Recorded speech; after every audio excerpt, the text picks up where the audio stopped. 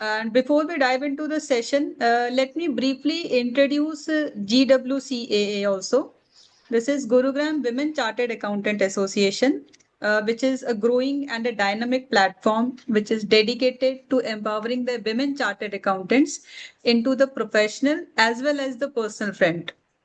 We believe in the power of community, learning, and continuous growth.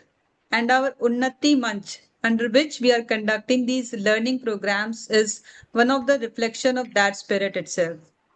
The online programs are open to all, and anyone who is eager to learn and grow can attend these sessions.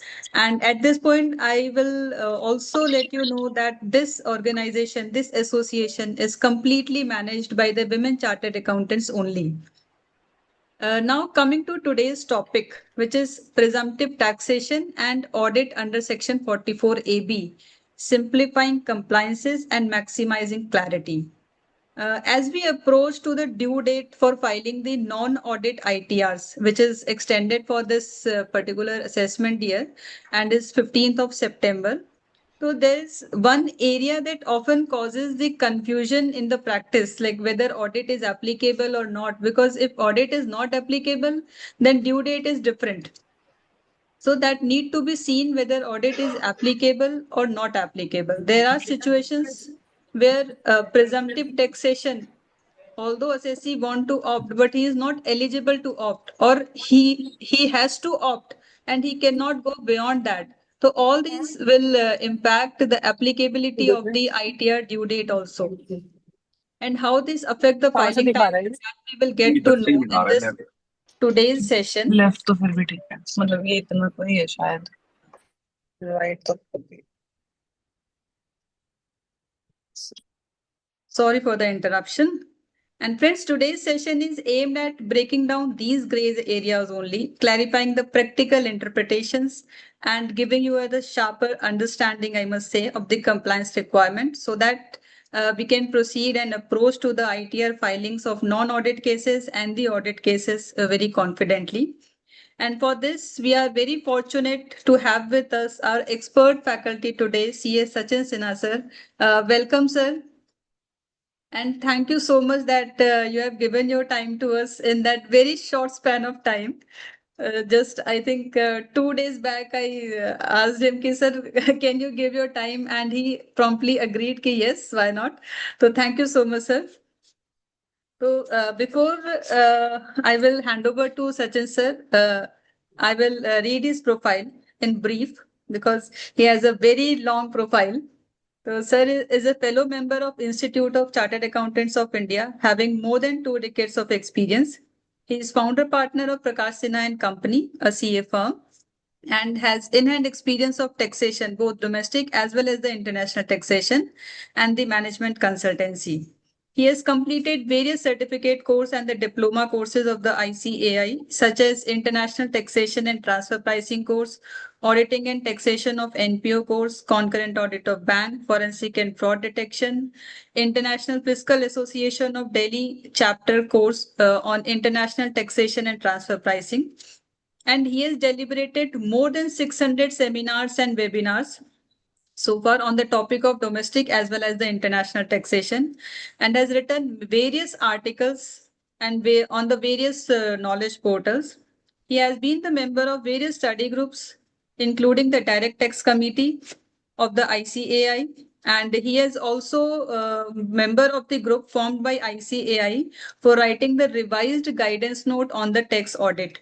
He has also been the member of International Tax Committee of ICAI for 21-22 and 22-23.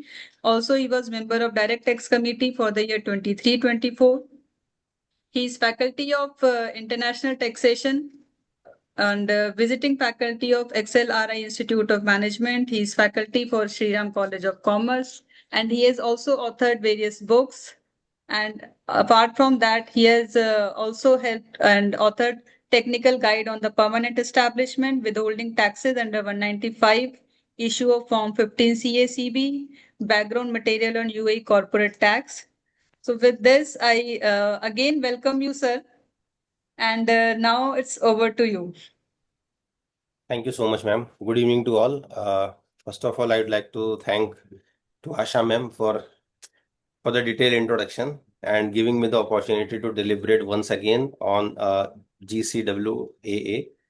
So this is my second presentation in this organization, and I believe that you are and your team is doing a fantastic job for knowledge dissemination, and that too at the crucial time of filing of return. You have selected a very important topic, that is file the challenges in 44AB, and of course the presumptive taxation.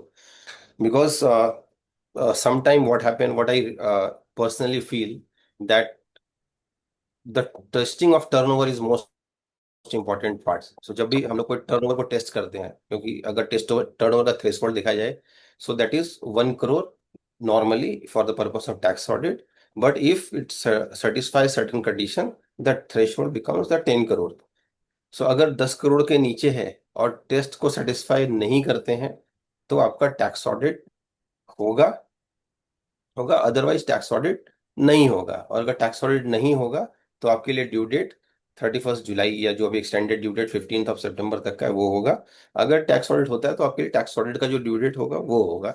सो ये जो 2 महीने का gap होता है वो बहुत ही crucial है. कई बार आपके क्लाइंट आता ही है बाद में ये इस अजम्पशन के साथ कि उसका 5-10 करोड़ का 5-8 करोड़ का टर्नओवर है, तो उसका तो ऑडिट होगा ही होगा. और जब आप टेस्ट करते हैं तो वो टैक्स ऑडिट में फिट नहीं बैठता, बिकॉज उसने वो कंडीशन को सेटिस्फाई किया हुआ है.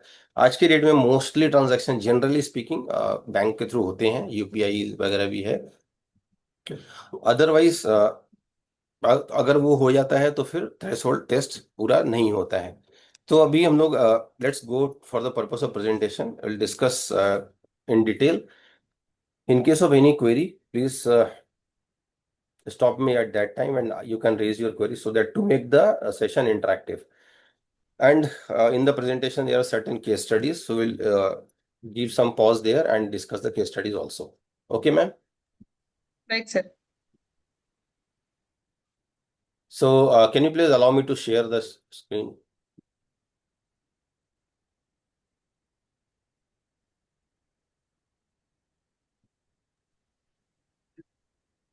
Sir, please check now. Yes. मैंने co-host कर दिया.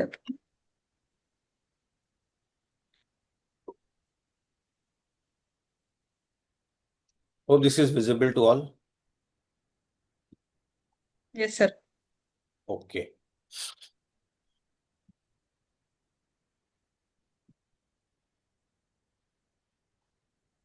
Okay. So this is presentation on presumptive taxation. So presumptive taxation का इशू कहाँ से अराइज होता है? नॉर्मली अगर हम टैक्स ऑडिट की बात कर रहे हैं, तो उसमें भी प्रिजम्पटिव टैक्सेशन के सेक्शन को डिस्कस किया गया है. जब हम आईटीआर फाइल करते हैं, उसमें भी प्रिजम्पटिव टैक्सेशन के सेक्शन को डिस्कस किया गया है. और जब हम फॉर्म 3CD फिलअप करते हैं, उसमें भी प्रिजम्पटिव टैक्सेशन के सेक्शंस को डिस्कस किया गया है. So it is important to understand दो सेक्शंस एंड उसका applicability for the purpose of tax audit. So directly jump to the provision कि क्या प्रोविजन है, और फिर वहां से पिकअप करते हैं. सो व्हेन वी से what is the relevant provision, so there is only one section which talks about the tax audit, that is section 44AB. Section में कोई भी टैक्स ऑडिट वर्ड नहीं है. टैक्स ऑडिट का मतलब ये है कि इस पर्टिकुलर सेक्शन में, इनकम टैक्स के इस सेक्शन में ऑडिट के लिए बोला गया है. That's why it is called tax audit. So section 44AB बहुत ही सिंपली वर्डेड है अगर आप देखें, और इसमें 5 क्लॉजेस हैं, A, B, C, D and E, और हर क्लॉज अलग अलग चीज के लिए डील करता है. सो A is for business, B is for profession, C is for business, D is for profession and E is for again business. So business profession business profession business अलग अलग सेक्शन से रिलेट करता है. So will discuss line by line. So 44AB अगर हम लोग देखें, तो फर्स्ट लाइन है जो पहले भी था, carrying on business. Every person carrying on business shall, if his total sales, turnover, gross receipt, as the case may be, exceeds 1 crore in the previous year. So section का जो clause है ये वो इतना ही है, carrying on business. Every person, so 44AB is applicable to every person carrying on business. So person defined है, business defined है. The challenge is the threshold. Threshold is 1 crore. From where? From the sales, turnover or gross asset. So what is the meaning of sales turnover gross asset? Unfortunately, these three terms are not defined in this act. So ये तीन term को income tax act में define ही नहीं किया गया है कि sales किसको बोलते हैं, टर्नओवर किसको बोलते हैं, ग्रॉस एसेट किसको बोलते हैं। इसके ऊपर हमारे गाइडेंस नोट जो आईसीआई का नया वाला भी गाइडेंस नोट अभी आया है, उसमें भी काफी डिटेल में डिस्कस किया गया है। क्या मैं टर्नओवर का सेल्स टर्नओवर का मीनिंग जो नियरेस्ट लॉ है मेरे पास, क्या मैं वहां से ले सकता हूँ? सो एक तो जो मुझे समझ में आता है सबसे पहला, वो है आईसीडीएस। क्या मैं आईसीडीएस से ले सकता हूँ? सो अनफॉर्चुनेटली आईसीडीएस सेल्स और टर्नओवर की बात नहीं करता है, वो रेवेन्यू की बात करता है, रेवेन्यू रिकॉग्निशन की बात करता है, तो वहां से नहीं ले सकते। क्या मैं कंपनीज एक्ट से ले सकता हूँ? कंपनीज एक्ट में टर्नओवर को डिफाइन किया गया, but that is only for the companies. What about the non corporate entity? क्या मैं नॉन कॉर्पोरेट एंटिटी के लिए भी वहां से ले सकता हूँ? Answer is no. क्या मैं जीएसटी लॉ में जा सकता हूँ? जा सकते हैं, अगर वहां पे डिफिनेशन दिया हुआ है सेल्स टर्नओवर ग्रॉस एसेट का, बट वहां पे जो डेफिनेशन है वो आई थिंक सप्लाई का डेफिनेशन है, and the meaning is very different. So वहां से भी मीनिंग को ड्रॉ करना for the purpose of this section is very difficult. So there are many case laws जिसके अंदर में कोर्ट ने ये बोला, नॉर्मली आप नॉर्मल पैरेलेंस में या कमर्शियल पैरेलेंस में आप इस टर्म का जो मीनिंग समझते हैं वही इसका मीनिंग होगा। लाइक हम लोग जनरली पूछते हैं किसी से कि आपकी कंपनी का कितना टर्नओवर है। Hello Pooja ma'am. So normally हम लोग पूछते हैं कि कंपनी का कितना turnover, so this is and so this is the turnover what we understand, और जो सामने वाला बता रहा है, जो जो हम समझते हैं वही इसका मीनिंग है। कोर्ट ने भी क्लियरली यही बोला है कि जो हम कमर्शियल पैरेलेंस में जिस इस टर्म को जैसे हम यूज करते हैं, इसका मीनिंग वहीं से ड्रॉ होगा। 1 crore, 1 crore is very nominal और मिनिमम अमाउंट आज की डेट में। 1 करोड़ किसी का बहुत नॉमिनल टर्नओवर है, बहुत लोगों के होते हैं, इसलिए इन्होंने इसको बढ़ा दिया, 1 करोड़ से 10 करोड़ कर दिया, लेकिन उसके साथ में 2 राइडर ऐड कर दिए, प्रोवाइजो क्लॉज को ऐड कर दिया कि अगर आप ये दो में से दोनों कंडीशन को ज्वाइंटली सेटिस्फाई कर पाते हैं तो आपके लिए ये 1 करोड़ का थ्रेशोल्ड 10 करोड़ होगा। दोनों कंडीशन क्या है ये जानना बहुत जरूरी है, क्योंकि अगर आज कोई क्लाइंट मेरे पास आता है और उसका टर्नओवर 8 करोड़ है, तो मुझे ये टेस्ट करना बहुत जरूरी है कि उसका टैक्स ऑडिट होगा या नहीं होगा। अगर टैक्स ऑडिट होगा तो उसके लिए ड्यू डेट डिफरेंट होगा, अगर टैक्स ऑडिट नहीं होगा तो उसका ड्यू डेट 15 सितंबर ही है। अगर किसी क्लाइंट का पहले से टैक्स ऑडिट होता आ रहा है, बिकॉज उसका थ्रेशोल्ड 10 करोड़, उसमें 1 करोड़ का ही लिमिट था, तो उसका पहले टैक्स ऑडिट हो रहा था, बट आज की डेट में, आज प्रीवियस ईयर में उसका क्या पोजीशन है, that is required to be tested. इसमें जो इंपॉर्टेंट पार्ट है, this is regarding the aggregate of all amount received including the amount received from the sales turnover gross asset. So इस वाले clause में ये कहना चाह रहे हैं कि जो भी आपका रिसीविंग हो रहा है, receiving means not only from the sales turnover gross asset, any kind of receipt, like आपको कुछ एडवांस मिल गया, दैट इज ऑल्सो रिसिट। आपको कुछ पुराना पेमेंट आ गया, दैट इज ऑल्सो रिसिट। आपको कोई लोन मिल गया, that is also receipt. So जितना भी तरह का रिसिट है, including receipt from sales turnover और ग्रॉस एसेट, और उस बेसिस पे आपको ये ऐड करना, वो 5% से कम होना चाहिए, कैश कंपोनेंट उसमें 5% से कम होना चाहिए। और और दूसरा क्लॉज ये है कि अगर आपका टर्नओवर, अगर आपका परचेज और expenses is less then 5% from the cash, if it exceeds 5% from the cash, तो आपके लिए थ्रेशोल्ड 1 करोड़ ही रहेगा। अदरवाइज ये टर्नओवर का जो थ्रेशोल्ड है वो एक्सीड कर जाएगा और वो 10 करोड़ तक की लिमिट हम टेस्ट करेंगे। इसका मतलब, for example, so let's do an example.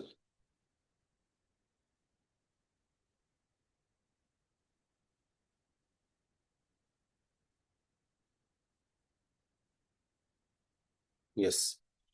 So turnover of Mr. A for the year 25, 24, 25 is 7 crore, out of which cash received is 70 lakhs, which is 10% approx, and receivable is 1 crore. 1 crore का receivable है, इसका मतलब total कितना receive हुआ, इसको 6 करोड़ में से 70 लाख का कैश कंपोनेंट है, and he also get a loan of ₹10 crore. So total receiving कितना हो गया, 10 और 7 17 करोड़ का, सॉरी 16 करोड़ का रिसीविंग हो गया।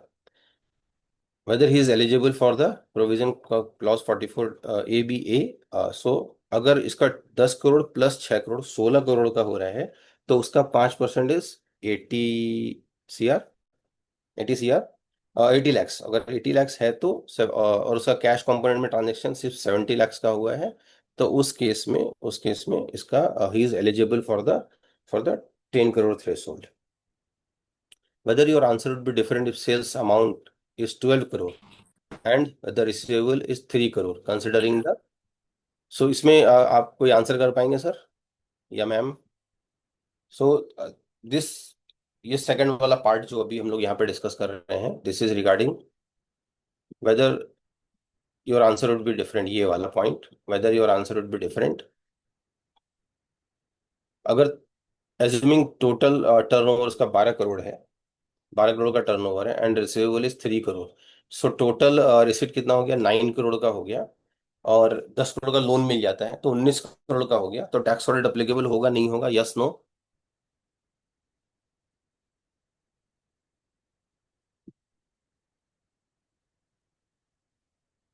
Yes no?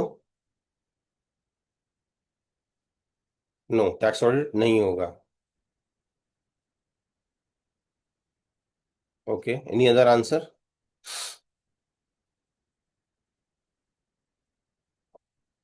यस.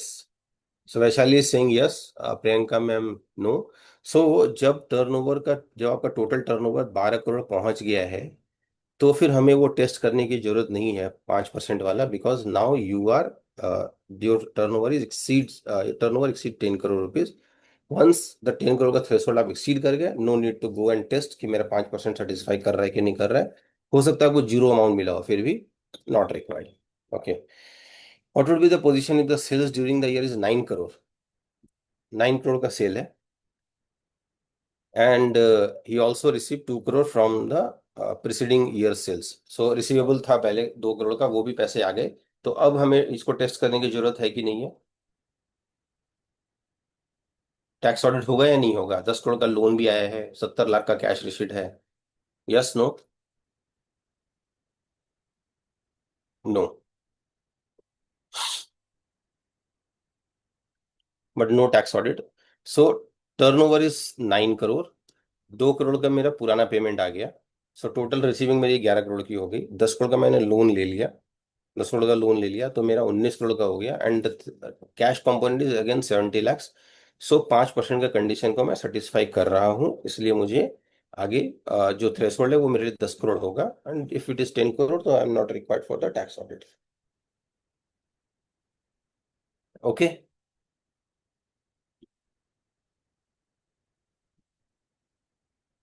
सो आगे बढ़ते हैं.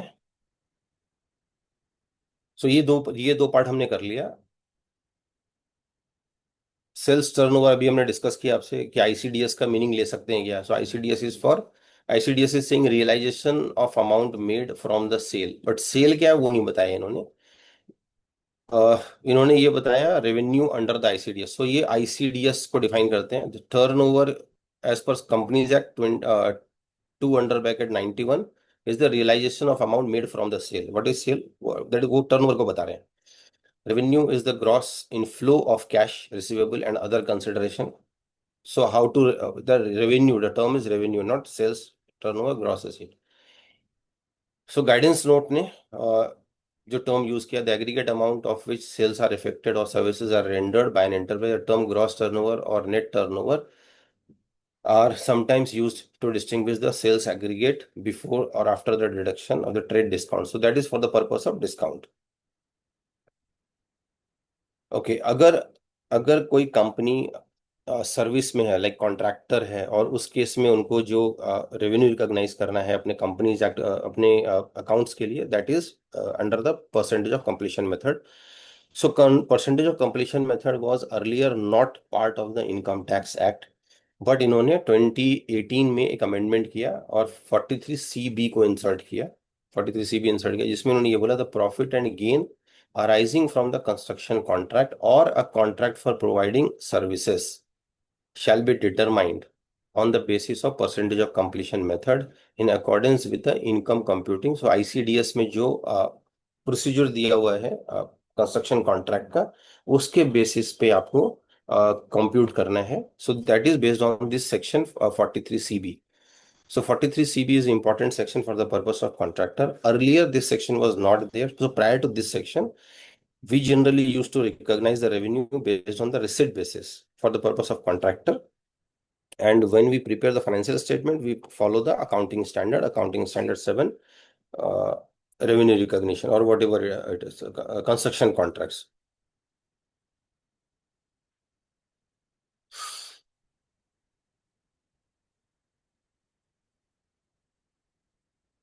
सो when we say aggregate of all amount, अभी हमने डिस्कस किया, सारे जितने भी तरह के अमाउंट रिसीव हो रहे हैं सबको इंक्लूड करना है इसमें. So total turnover of for the financial year 24-25 is 7 crore, out of which cash receipt is 32 lakhs. So which is less than 5%.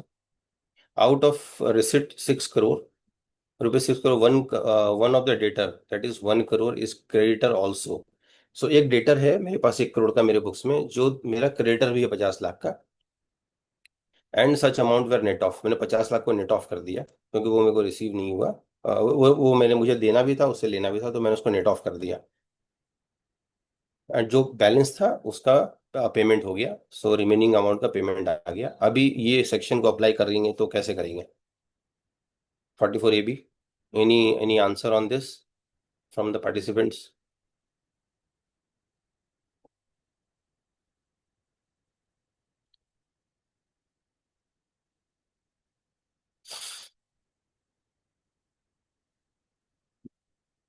So again you need to check कि आपका calculation क्या कह रहा है. So important. सो 50 लाख का आपने जो set off किया है, that is also considered as received, although आपके बैंक के थ्रू वो रिसीव नहीं होगा, बट वो रिसीव आपका हो गया. और जो रिमेनिंग अमाउंट है, क्योंकि आपने उसको बुक के थ्रू, बुक एंट्री के थ्रू रिसीव्ड में बुक किया है, सो ऑल्दो बैंक अकाउंट से वो मैच नहीं करेगा, लेकिन आपका बुक एंट्री में रिसीव आएंगे. So the purpose of this case study is, हो जब आप बैंक्स को टोटल करेंगे या कैश अकाउंट को टोटल करेंगे, तो कुछ एंट्री ऐसे हो सकते हैं जो वहां पे नहीं आ रहे होंगे, वो किसी और मीन्स से सेट ऑफ हुआ होगा. तो क्या वो भी मैं रिसिप्ट में काउंट करूंगा या नहीं करूंगा? The purpose of this case study is this.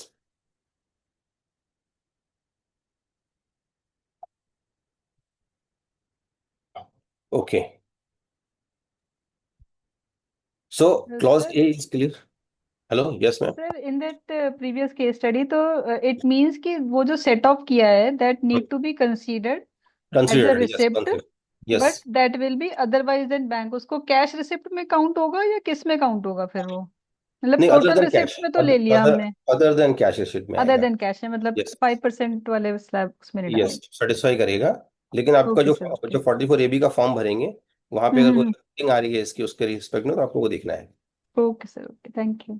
Thank you.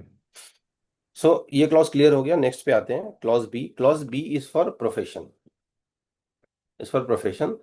और प्रोफेशन के लिए इसमें बोलता है इफ हिज ग्रॉस एसेट, यहाँ पे कुछ नहीं बोला सेल्स टर्नओवर, यहाँ बोला सीधा gross asset in profession exceeds 50%, sorry 50 lakh rupees in the previous year. So अगर मेरा प्रोफेशनल रेसिट 50 लाख को एक्सीड करता है तो मुझे टैक्स ऑडिट कराना है. कोई अगर मगर नहीं है इसमें, मुझे टैक्स ऑडिट कराना है. Carrying on business, again the third clause is for business. लेकिन ये जो बिजनेस है, इसमें स्पेसिफिक बिजनेस को कंसिडर किया गया, like 44AE, 44BB and 44BBB.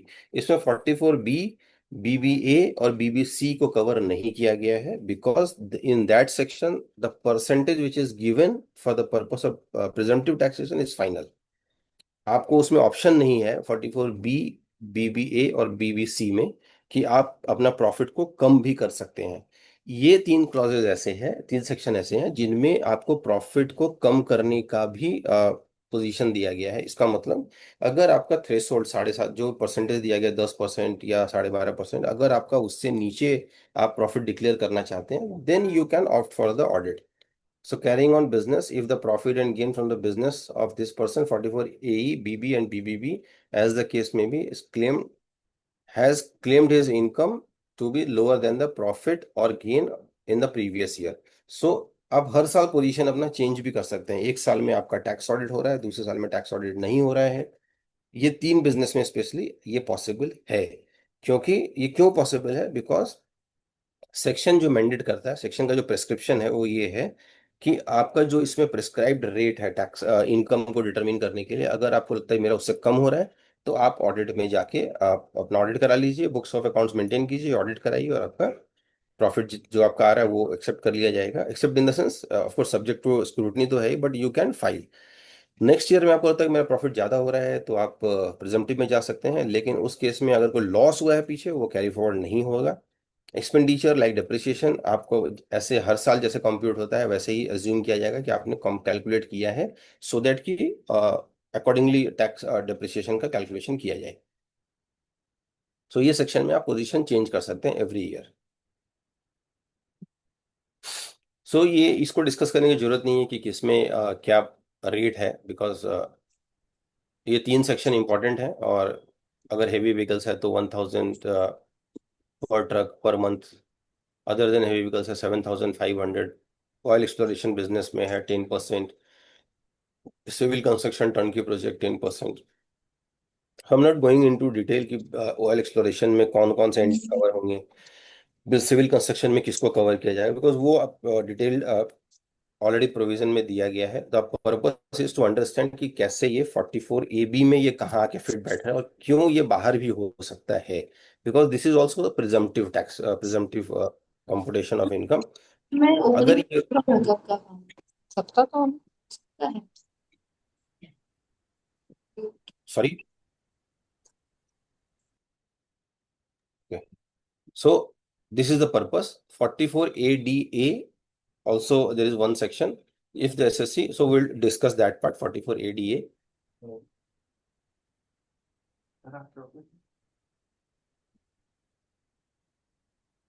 Okay, so come to D। ABC हमने किया, अब आते हैं D के ऊपर। D is also for profession। ये बहुत इंटरेस्टिंग सेक्शन है। अगर ये इसमें वही लोग फॉल करेंगे जो 44ADA में आ रहे हैं, इसका मतलब जो भी पर्सन ADA में फॉल कर रहे हैं उसके लिए जो उन्होंने लिमिट दिया है, वो कहते हैं अगर आपका 50 लाख से कम है, जनरली अभी एक अमेंडमेंट भी हुआ उसमें, उसको 75 लाख तक बढ़ाया गया, बट अभी हम लोग 50 लाख से समझते हैं। अगर आपका 50 लाख से कम है तो आपका टैक्स ऑडिट मैंडेटरी नहीं है, लेकिन उसमें आपको 50% ऑफ द प्रॉफिट डिक्लेयर करना है। सो समझिए मेरा टर्नओवर 40 लाख है, तो मुझे बोलेंगे 20 लाख इनकम डिक्लेयर करो, तो आपको कुछ नहीं करना है। लेकिन मैं कहता हूँ मेरा तो 20 लाख इनकम है नहीं, मेरा तो 15 लाख का इनकम है, 10 लाख का इनकम है, तो क्या करूँ? कहते फिर आपको ऑडिट कराना पड़ेगा, बुक्स ऑफ अकाउंट्स मेंटेन करिए, ऑडिट कराइए।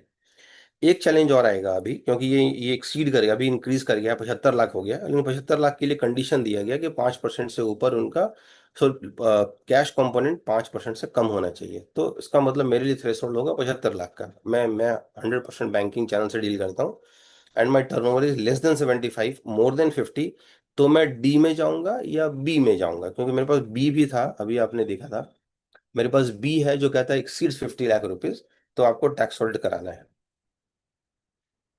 ये सेक्शन कहता है कि आपका 50 लाख को एक्सीड कर रहा है, 75 लाख तक भी आपका है, सो 60 लाख है अगर मेरा, तो मुझे टैक्स ऑडिट नहीं कराना अगर मैं 44A B के डी में हूं तो।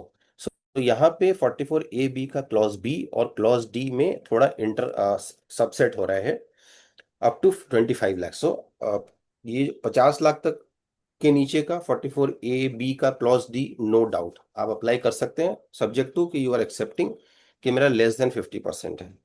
44A B का clause B if it is exceeding 50 lakh, no no issue, आप जा सकते हैं, आप अपना ऑडिट कराइए। लेकिन अगर आपका 60 लाख या 75 लाख से नीचे है तो आपके पास ऑप्शन है कि आप 44A B के क्लॉज डी में रह सकते हैं, सब्जेक्ट टू कि आपका 5% से नीचे का cash transaction receipt is less then 5%।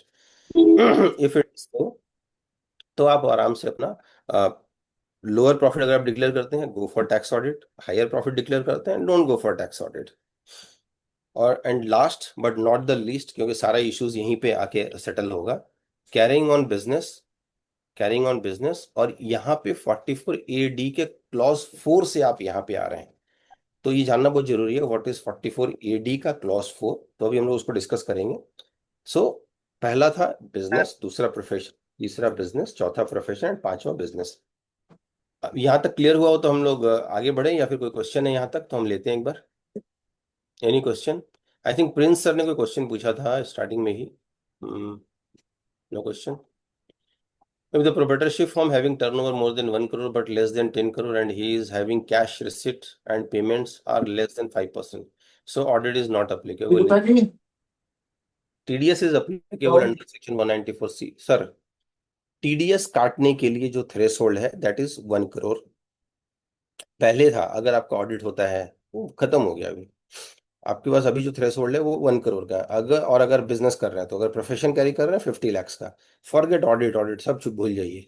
अगर आपका टर्नओवर 1 करोड़ एक्सीड करता है, अगर आप बिजनेस में हैं या आपका प्रोफेशन में है, 50 लाख एक्सीड करता है, आपके ऊपर टीडीएस काटने का लायबिलिटी होगा, इर्रेस्पेक्टिव ऑफ द फैक्ट कि आपका टैक्स ऑडिट हो रहा है या नहीं हो रहा है। Clear sir? टैक्स ऑडिट वाला सर टर्म खत्म, अभी और जो पॉइंट था वो खत्म हो गया। सो आशा मैम ने आंसर कर दिया इसका। यहाँ तक कोई क्वेश्चन है आशा मैम, या फिर आगे बढ़े? सर अभी नहीं है कोई क्वेश्चन, ओके तो आगे कर सकते हैं क्या? ओके। सो 44AD, जैसे अभी हमने डिस्कस किया, 44AD क्लॉज 4 से अगर आप आ रहे हैं तो आपका टैक्स ऑडिट होगा। तो ये समझते हैं what is 44AD and how it works. So 44AD is a non obstantive clause.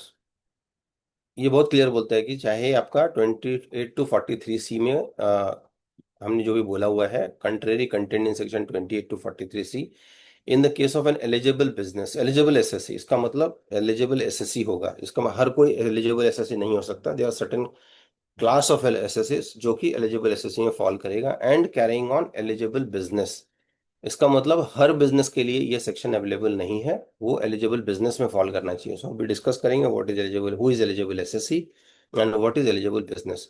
अगर उसका प्रॉफिट, तो एलिजिबल एसएससी के लिए पहले आते हैं यहाँ पे, who can be eligible SSC. So eligible SSC के लिए उन्होंने बोला एलिजिबल एसएससी मींस इंडिविजुअल। सो इसको ध्यान से समझ लीजिएगा, सबके लिए अप्लाई नहीं करता है। Individual, HUF, partnership firm, partnership firm, और इसमें एलएलपी को कवर नहीं करना है, other than LLP.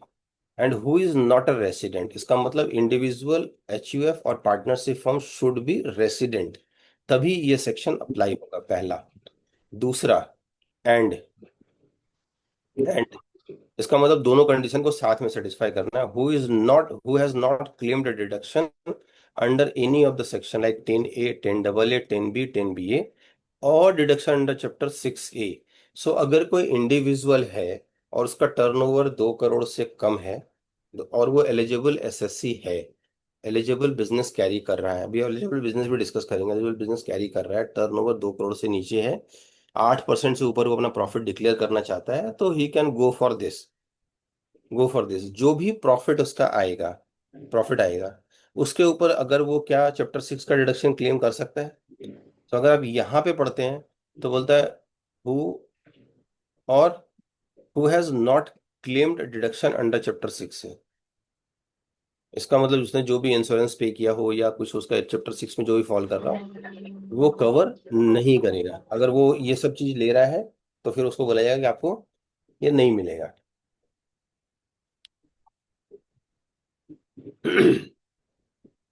So eligible SSC and eligible business.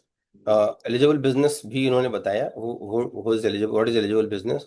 So an SSC, any business except the business of plying, hiring और leasing of goods carriage 44AE में जिसका आप कर रहे हैं। सो वो वाले बिजनेस में अगर वो फॉल कर रहा है तो उसके वो एलिजिबल एसएससी में नहीं आएगा वो। So means any business except, so this is exception clause है। सो फर्स्ट उन्होंने बोला एनी बिजनेस, कोई भी बिजनेस वाले आ सकते हैं, एक्सेप्ट ये वाले नहीं आएंगे। और यहाँ पे भी एंड देके इसको ऐड किया गया। तो दूसरा क्लॉज है वो कहता है हुज टोटल टर्नओवर और gross asset in the previous year does not exceed 2 crore rupees. इसका मतलब 2 करोड़ से नीचे का उसका टर्नओवर होना चाहिए। हालांकि इसको बाद में अमेंड किया गया है लास्ट ईयर में, और इसको बोला गया कि 2 करोड़ को 3 करोड़ भी किया जा सकता है, सब्जेक्ट टू सर्टेन कंडीशन। वो डिस्कस करेंगे हम लोग कि व्हाट आर द कंडीशंस।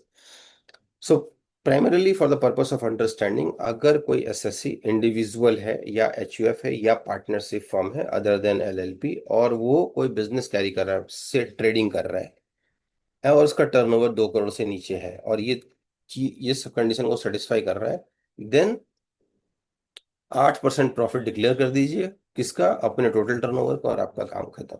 इसका मतलब आपका प्रिजम्पटिव में हमने आपको एक रिलीफ दे दिया कि आपको कोई ऑडिट नहीं कराना, कोई बुक्स ऑफ अकाउंट्स मेंटेन नहीं करना।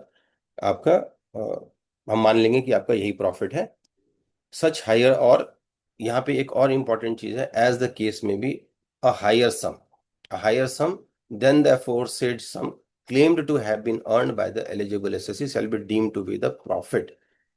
अगर कोई हायर प्रॉफिट है, जनरली जो बहुत सारे इश्यूज में देखा गया है, एसएससी का टर्नओवर 2 करोड़ से नीचे है, उसका प्रॉफिट लेट से 10%, तो कितना हुआ? 20 लाख हुआ। लेकिन उसके बैंक में जो पैसे आ रहे हैं और जो एक्सपेंस कर रहा है, उसके हिसाब से जो प्रॉफिट बनता है वो 40 लाख का बन रहा है। उसने बोला मेरा प्रेजेंटेटिव में आप डाल दो, क्योंकि मैं तो ले रहा हूँ ये सेक्शन, 2 करोड़ से, 2 करोड़ का मेरा प्रॉफिट है, 40 लाख 20 लाख मैं प्रॉफिट डिक्लेयर कर रहा हूँ, विच इज 10%, सो आप इसमें डाल दो। अगर उसका expense is less then 8%, sorry less than 92%, तो इसका मतलब उसका हायर प्रॉफिट है। और तो हायर प्रॉफिट अगर है तो वो लेना है, क्योंकि वही अमाउंट कैपिटल में जाएगा। सो नॉर्मली तो क्या करते हैं, एक पीएनएल बनाते हैं और उसमें जो भी टर्नओवर हुआ लेट से 2 करोड़, उसके ऊपर एक्सपेंसेस आपने प्रेजेंटिव बेसिस पे कैलकुलेट कर दिया। टैक्सेशन पर्पस के लिए आप प्रेजेंटिव कैलकुलेट कर रहे हैं, लेकिन जब आप उसका एक्चुअल बैलेंस शीट बना रहे हैं तो उस केस में आप उसका प्रॉफिट दिखाते हैं 30%, 40%, और आप कैपिटल में भी लेके जा रहे हैं। इसका मतलब उसका actual profit is higher than this prescribed rate. इस केस में आपका प्रॉफिट ये 8% नहीं होगा, फिर वो है जो भी एक्चुअल प्रॉफिट है उसका वही होगा, क्योंकि यहाँ पे जो वर्ड है higher than, sum higher than the aforesaid sum claimed, तो वो वाला प्रॉफिट आएगा। अब ये 6%, ये 8% में भी एक चैलेंज इन्होंने दिया कि अगर मेरा सारा ट्रांजैक्शन बैंकिंग चैनल के थ्रू है, या जितना पोर्शन आपका बैंकिंग चैनल से होगा उतना के ऊपर हम 6% डाल देंगे। तो इसका मतलब मेरे पास क्या आ गया, मेरा total revenue is less then 2 crore, से 1.5 करोड़ का मेरा रेवेन्यू है इसमें से, और मेरा सारा पैसा रियलाइज हो रहा है। 75 लाख कैश में आ रहा है और 75 लाख मेरे पास बैंकिंग चैनल से आ रहा है। तो जो 75 लाख बैंकिंग चैनल से है उसके ऊपर 6% का रेट लगाइए, और जो रिमेनिंग 75 लाख आपका कैश के थ्रू है उसके ऊपर आप 8% का रेट लगाइए। Why this 2% discrimination is there? To discourage the cash receipt, to discourage the cash receipt. अब ये कब तक टेस्ट करेंगे कि मेरा कैश में आया? बिकॉज हो सकता है कि 31 मार्च तक मेरा पैसा ही नहीं आया हो, आया है लेकिन पूरा नहीं आया है, मेरा बाद में भी पैसा रियलाइज हो रहा है, तो मैं कैसे डिटरमिन करूंगा? तो उस केस में इन्होंने बोला कि amount of total turnover of the gross receipt which is received by account pay check or account pay bank draft used for the electronic clearing system through bank account or through such other electronic mode as may be prescribed during the previous year। कब तक check करना है? Before the due date specified under section 139(1)। So जब तक आप return file नहीं कर रहे हैं प्रीवियस ईयर का, वहां तक जितना पैसा आपके पास रिसीव हुआ, 31 मार्च खत्म हो गया, उसके बाद ही पैसा रिसीव हो रहा है, क्योंकि मेरे पास डेटर में पैसा शो कर रहा था, बैलेंस शो कर रहा था, बाद में पैसा रिसीव हुआ। तो जितना जितना रिसीव हुआ आपका 31 मार्च के बाद भी, रिटर्न फाइलिंग के पहले, वो उसमें आप देख लीजिए मेरा कैश कंपोनेंट कितना है, उसको आप कंसिडर कर लीजिए। Sir I have a question. Yes sir. Sir एक एसएससी है और सोल प्रोप्राइटरशिप फर्म है, उसका 2 करोड़ का टर्नओवर है sir, 100% expenses and 100% income is through banking channel only. उसका प्रॉफिट सर मार्जिन है 2% का, okay. Actual profit margin 2%, turnover 2 crore है सर। तो अब इस सेक्शन के हिसाब से उसको 6% का प्रॉफिट दिखाना पड़ेगा to escape tax audit. Yes sir. जैसे ही सर 2 करोड़ 1 लाख की टर्नओवर होती है, 201 hmm. lakhs, hmm. It mean you can show profit of 2% itself without tax audit, because वो सेक्शन फॉल कर जाएगा अप टू 10 करोड़ वाले पे। Is that so sir? Hmm. ये एब्सोल्युटली करेक्ट सर। सो अभी इन्होंने जो अमेंडमेंट किया है उसमें ये बोला कि 3 करोड़ तक भी हम ले लेंगे अगर आपका बैंकिंग चैनल के थ्रू। तो आप जैसा बता रहे हैं मेरा बैंकिंग चैनल से है, तो प्रिजम्पटिव टैक्सेशन का थ्रेशोल्ड 2 करोड़ से बढ़ के 3 करोड़ भी हो जाएगा। हम्म। ठीक है।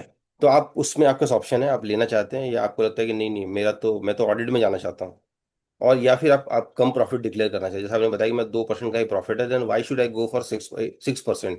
Because 4% hmm. का कंपोनेंट ज्यादा होता है।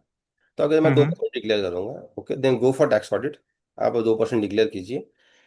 ये जो 2 करोड़ से 3 करोड़ हुआ, इसका जो फायदा है वो ये है कि अभी तक क्या होता था, अ, सर कि I have sorry to interrupt you sir, I have a different question sir, just 2 crore का अभी 3 करोड़ पे नहीं जाते, लेट्स अज्यूम कि 2 करोड़ का एग्जाम्पल है। 2 करोड़ तक का जो मैंने टर्नओवर दिखाया सर, उसमें मुझे 8% प्रॉफिट डिक्लेयर करना पड़ेगा, तो ही टैक्स ऑडिट एस्केप होती है। Yes sir, 8% Another section says- Now the previous section says 2 crore से 10 करोड़ तक की लिमिट हम मान लेंगे ऑडिट एस्केप करने के लिए, अगर ये दो कंडीशन सेटिस्फाई होती है। वो मेरा एसएससी कंडीशन सेटिस्फाई कर रहा है, और टर्नओवर है 2 करोड़ 1 लाख रुपए, 201 lakhs। ओके। तो अभी पिछले केस में मेरे को 8% दिखाना पड़ रहा था, जैसे ही 1 लाख टर्नओवर क्रॉस हुई, I am satisfying those conditions of escaping the tax audit of up to 10 crores. In this case, my 2% profit would be valid without a tax audit report. Is that so, sir? Yes, sir, absolutely correct, sir. So All right, sir.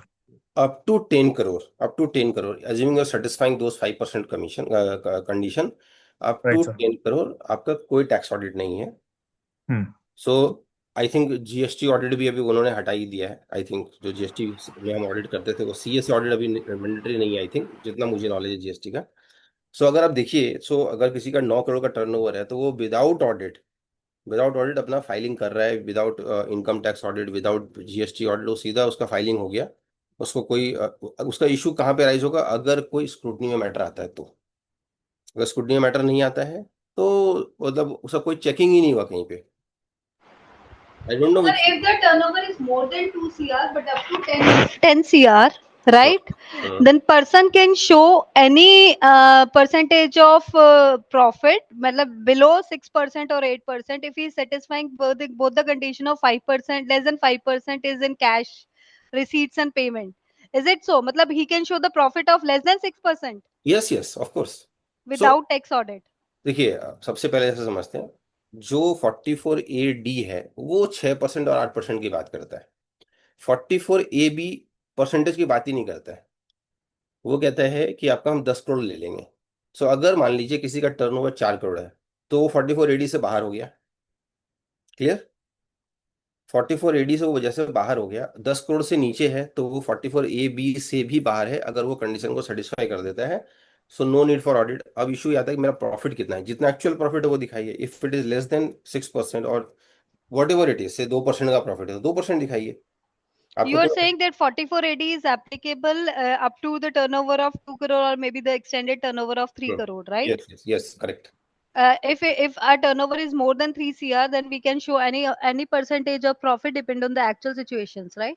Correct. We have to create profit and loss and balance sheet in that case only, and we have to file that to show Yes, sir. that much of profit. So books of accounts maintain करने के लिए 44AD में yes दिया गया है कि it is not required up to certain condition. Even 44AA में भी ये लिखा गया है कि if Okay. You not in if you are in 44AD तो आपका बुक्स ऑफ अकाउंट्स को मेंटेन करने का, क्योंकि पर्पस ये है कि छोटे व्यापारी हैं तो इनको बुक्स ऑफ अकाउंट मेंटेन करने का रिस्पॉन्सिबिलिटी नहीं दिया जाए।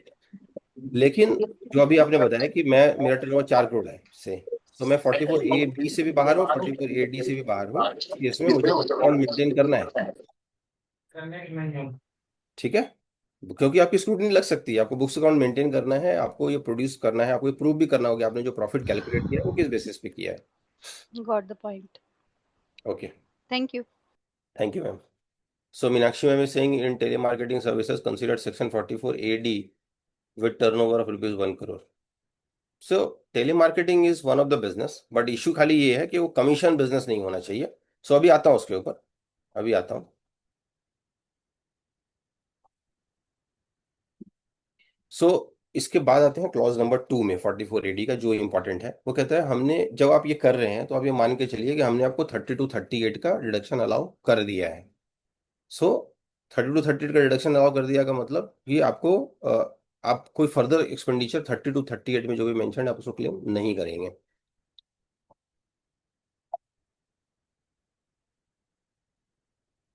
WDV that is for the purpose of depreciation, वो हर साल काउंट होगा। तो अगर आप किसी साल में ऑप्ट आउट भी करते हैं फिर ऑप्ट इन करते हैं तो आपका ऐसा होगा कि हर साल आप उसका क्लेम कर रहे हैं।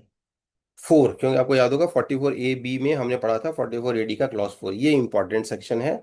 यहाँ से अगर आप बाहर हो गए तो आप टैक्स ऑडिट में पहुंचते हैं सीधा। यहाँ से अगर आप निकले तो लैंडिंग आपका सीधा टैक्स ऑडिट में होगा। तो इसको समझते हैं कि ये क्या कहना चाह रहा है। Where an eligible SSC, so this section is for eligible SSC, because हम 44AD में है तो तभी आएंगे जब एलिजिबल एसएससी होगा। Declares profit for any previous year in accordance with the provisions of this section and he declares profit for any of the 5 assessment year relevant to the previous year, succeeding such previous year, not in accordance with the provisions of subsection 1. He shall not be eligible to claim the benefit of the provisions of this section for the 5 assessment year subsequent to the assessment year relevant to the previous year. This. So, for example, 44 AD आप एक बार आप for take a simple example, आपने business start किया, आपका turnover 1 crore और आपने profit declare किया 5%। आप कोई टैक्स ऑडिट नहीं करा आपने, सॉरी 44 AD आपने ऑप्ट ही नहीं किया, आपका टैक्स ऑडिट नहीं होगा, नहीं होगा। सेकेंड ईयर में आपका टर्नओवर अगेन 1 करोड़ और आपने प्रॉफिट फिर से 5% ही डिक्लेयर किया, आपका फिर से भी टैक्स ऑडिट नहीं होगा। सो ये सेक्शन तभी अप्लाई होता है जब एसएससी ने पहले एक बार 44 AD लिया है और उससे ऑप्ट आउट कर गया है। सो अगर एक बार आप 44 AD आपने लिया और उससे ऑप्ट आउट किए तो अब 5 साल तक आप ऑप्ट इन नहीं कर सकते। ये सेक्शन में आपको कंपलसरी ऑडिट में जाना पड़ेगा। सो जो 44 AB का क्लॉज 4 था, ये वाला carrying on business, so 44 AD is for business only if the provisions of section 44 AD clause 4 are applicable। इसका मतलब आपके ऊपर टैक्स ऑडिट लगाया गया उस क्लॉज के कारण in his case and his income exceeds the maximum amount which is not chargeable to tax in the previous year। so एक escape route यही है कि आपका टैक्सेबल अमाउंट से नीचे है तो आप बाहर हो जाएंगे। अगर टैक्सेबल अमाउंट से ऊपर है, सो एज्यूमिंग आपका टर्नओवर लेट से 1 करोड़, आपका प्रॉफिट आता है 8 lakh which is more than the taxable amount, then yes आप 44 AD में है। आप कहते हैं मैं 44 आपने 1 साल ऑप्ट किया, फिर आप ऑप्ट आउट कर रहे हैं नेक्स्ट ईयर में, तो आप अगले 5 साल तक वापस नहीं आ सकते। तो मैं कहाँ जाऊंगा, मुझे कंपलसरी ऑडिट कराना पड़ेगा। हो सकता है कि उस साल में आपका टर्नओवर 2 करोड़ से नीचे हो या 1 करोड़ से नीचे हो, तब भी आपको ऑडिट कराना है। हो सकता है कि उस साल में आप ये कहना चाहें कि हम अपना प्रॉफिट को 10% डिक्लेयर कर देते हैं, तब भी आपको टैक्स ऑडिट कराना है, बुक्स ऑफ अकाउंट्स मेंटेन करना है। और ये बुक्स ऑफ अकाउंट्स के लिए क्लॉज 5 क्लियर बोलते हैं कि अगर आप सबसेक्शन 4 में फॉल कर रहे हैं and whose total income exceeds the maximum amount which is not chargeable to tax shall be required to keep and maintain books of accounts and other documents required for under subsection 2 of section 44AA and get them audited to furnish the report on such under section 44AB। सो आप बोलेंगे मेरा तो turnover, मैं तो अगर मैं इससे बाहर भी होता हूँ तो मैं 44 AD में AB का क्लॉज ए में पहुंच जाता हूँ। Turnover is less then 2 crore, so less than 10 crore, मेरा सारा कैश बैंकिंग चैनल के थ्रू है और मैं 5% प्रॉफिट डिक्लेयर कर रहा हूँ। कोई मतलब नहीं है, क्योंकि आप एक बार ऑप्ट ही नहीं किए थे। तो अब अगर आप ऑप्ट आउट कर रहे हैं then you can not go and say कि मेरे को 44 AB का क्लॉज ए दे दो। आप कंपल्सरीली 44 AB के क्लॉज ई में फॉल करेंगे। क्लियर? यहाँ तक क्लियर हुआ? आगे बढ़े। So the provision of this section, notwithstanding anything contained in the foregoing shall not apply। किसके और अप्लाई नहीं होगा? A person carrying on profession। 44 AD is not for profession। So 44 अगर कोई पर्सन प्रोफेशन कैरी कर रहा है आउट ऑफ दिस सेक्शन। दूसरा, a person earning income in the nature of commission और ब्रोकरेज अगर उसको मिल रहे हैं, that is also business income, लेकिन कमीशन ब्रोकरेज अगर है तो वो 44 AD से बाहर हो जाएगा। और third is carrying on any agency business. So agency business में जनरली आपको कमीशन मिलता है। सो अगर कोई एजेंसी बिजनेस कर रहा है या वो कमीशन रिसीव कर रहा है या प्रोफेशन कैरी कर रहा है, 3 में से कोई भी है तो वो 44 AD में अप्लाई ही नहीं कर सकता। And it will include sir commission from the insurance companies also, which generally people get. Yes, any kind of commission or brokerage means any kind of commission। कोई And in many a times what they are doing, they are showing it as a income from other sources and opting for 44 AD. Is that correct? No, not correct, because if you are falling under other sources, then it is not, you're not carrying on business। Absolutely। If you're not carrying on business, 44 AD is not available to you। 44 AD is available only when you are carrying on business। And no commission income is there। Yes। Right, sir। Eligible SSC हमने discuss किया, eligible business भी discuss किए। अब यहाँ पे आते हैं जो नया अमेंडमेंट इन्होंने किया है, जो Excuse me, sir. Sorry to interrupt you.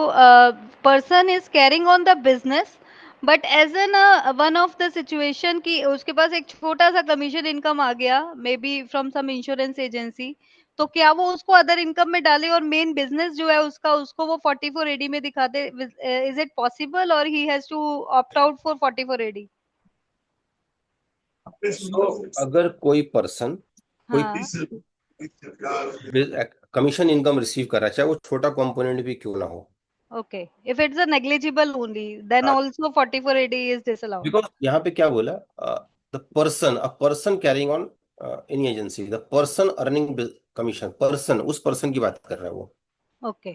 Business नहीं बोला यहाँ पे, बिजनेस वर्ड यूज नहीं किया। जबकि 44AB में या कोई भी आप ए बी का जो भी क्लॉजेस देखेंगे सब में बोलता है business, profession, income from business, profession. यहाँ पे बोला person, person means the assessee पर से, मैं एसएससी हूँ, मेरा बिजनेस इनकम भी है, मेरा कमीशन इनकम भी है, तो मैं बोला मैं ओके, मैं 44AD ले लेता हूँ, नहीं मिलेगा। Okay.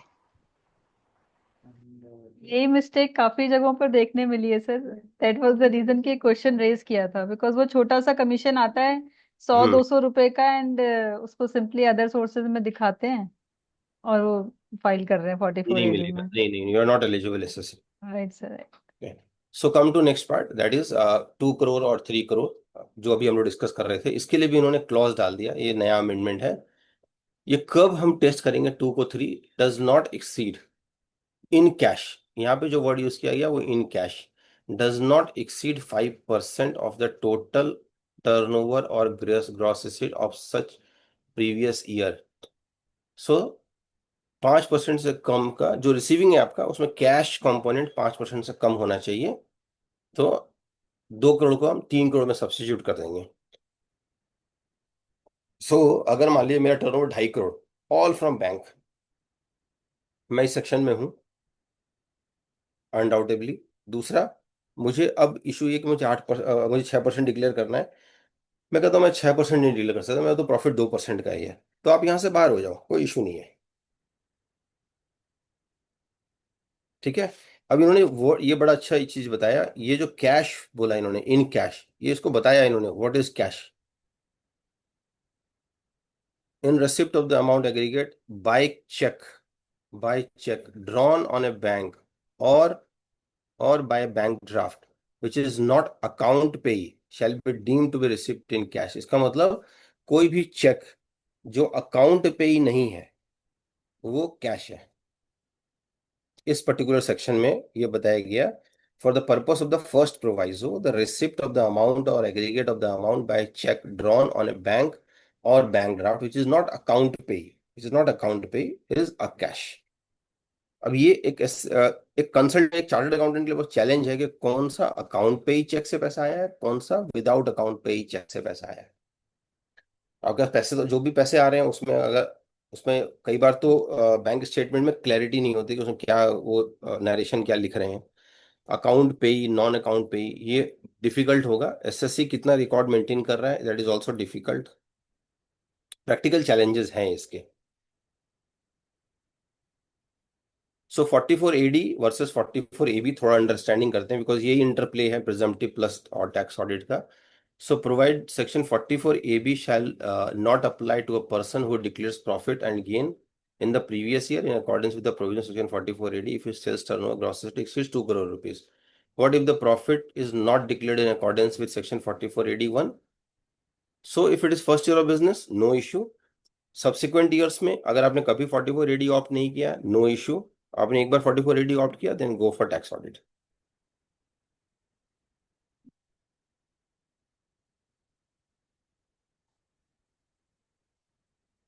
ओके, एक दो केस स्टडी करते हैं इसके ऊपर तो थोड़ा क्लैरिटी आएगा।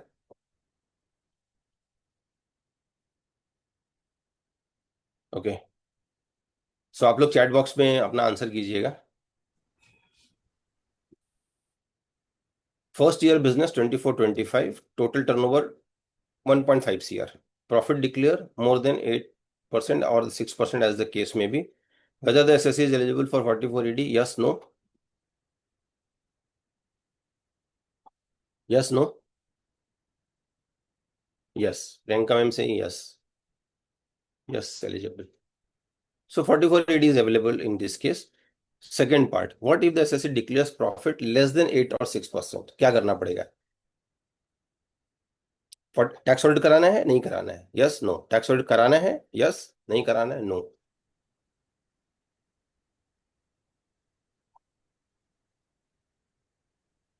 ओके.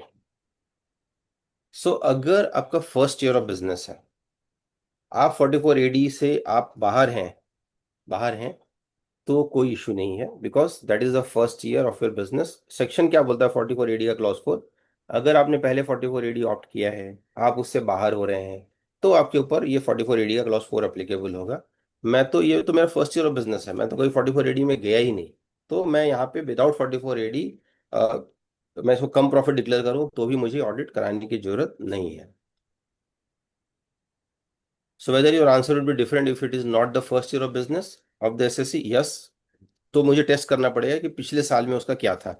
सो अभी जो भी आपके पास नए फाइल आ रहे हैं, समझिए कोई नया केस लेके आता है, उसका टर्नओवर लेट से 9.5 करोड़ है, तो आपको पीछे का भी उसका जाके चेक करना पड़ेगा कि इसने कभी 5 साल के अंदर कहीं 44AD ऑप्ट तो नहीं किया, कहीं किया तो ऑप्ट आउट तो नहीं किया. अगर वो किया है तो फिर आप कंपलसरी और टैक्स ऑडिट में अप्लीकेबल है, और आपके लिए फिर ड्यू डेट जो टैक्स ऑडिट का जो ड्यू डेट होगा वही होगा. Whether your answer would be different if the turnover for the assessment year 24-25 is only 95 lakhs? अगर ये 1.5 करोड़ नहीं होकर 95 लाख होता तो क्या होता है? कोई फर्क पड़ता है इससे? Any difference? Yes no?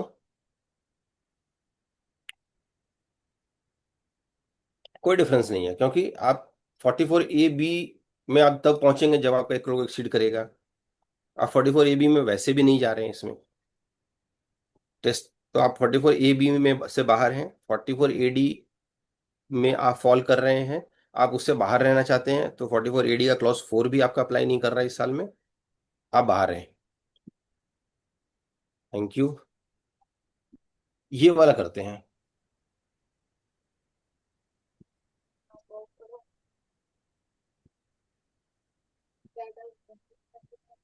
So previous year is 22-23, उस समय उसका 44AD उसने डिक्लेयर किया था, file the return under presumptive taxation.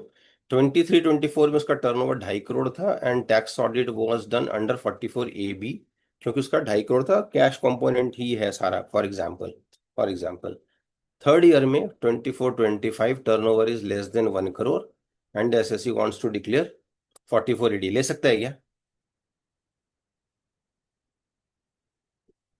44AD ले सकता है यहाँ पे? Yes no?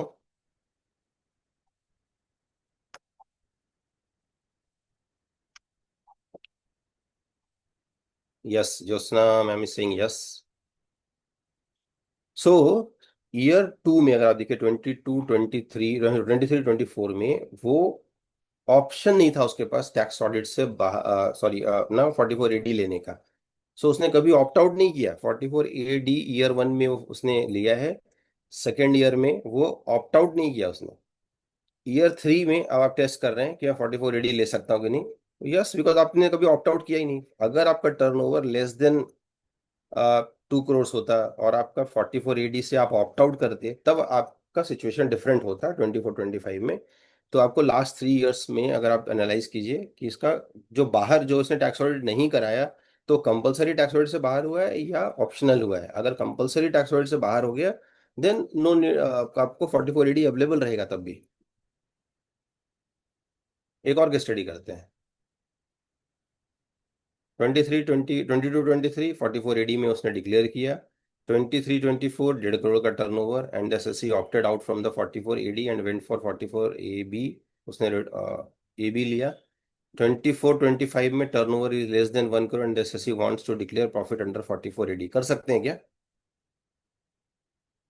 All from the banking channel.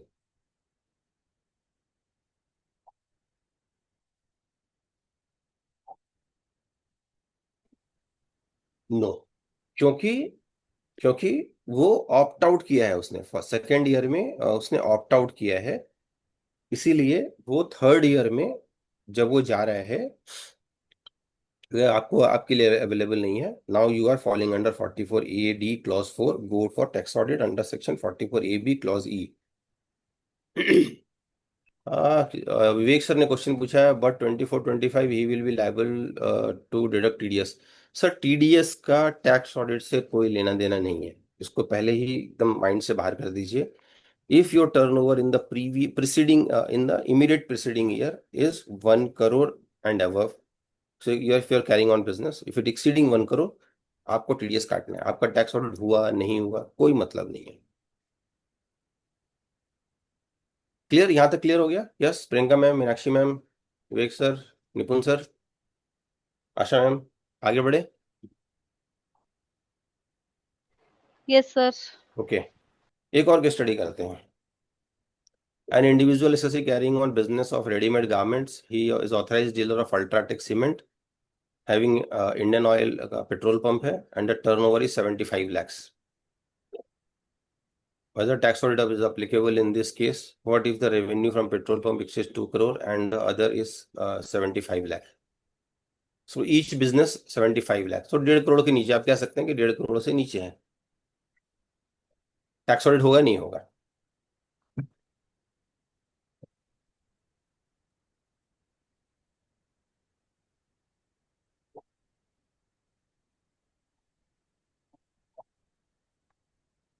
So last line देखिए, whether what if the dealership of UltraTech cement is on commission basis. अगर कमीशन बेसिस पे है तो पहले ही बाहर हो गया, 44A(d) से बाहर हो गया. अगर 44A(d) से बाहर हो गया, इट डजंट मीन कि 44AB में फॉल कर जाऊंगा. अगर मेरा थ्रेशोल्ड, टर्नओवर का थ्रेशोल्ड से मैं नीचे हूं तो मैं टैक्स ऑडिट में नहीं फॉल करूंगा. Then I am free to declare the profit in whatever it is. उसके बाद डिटरमिन करेंगे कि मेरा ऑडिट एप्लीकेबल हो रहा है नहीं हो रहा है. So you are out of fat. So अगर कोई कमीशन एजेंसी है तो उसके लिए 44AD है ही नहीं, तो उसके लिए 44AB का क्लॉज ईबी कभी एलिजिबल नहीं होगा.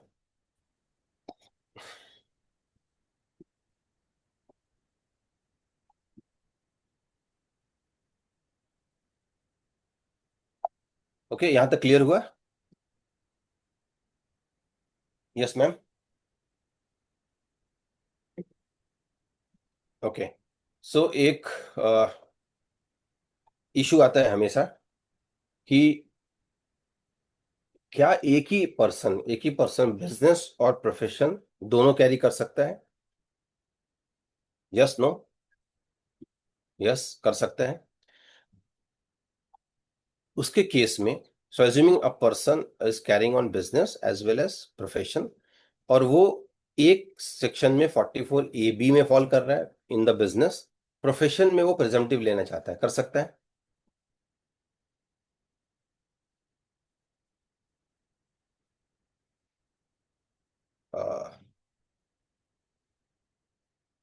एक पर्सन जो बिजनेस भी कर रहा है, प्रोफेशन भी कर रहा है, बिजनेस में उसका टर्नओवर एक्सीड कर रहा है टैक्स ऑडिट पर्पस के लिए, so he is going for tax audit.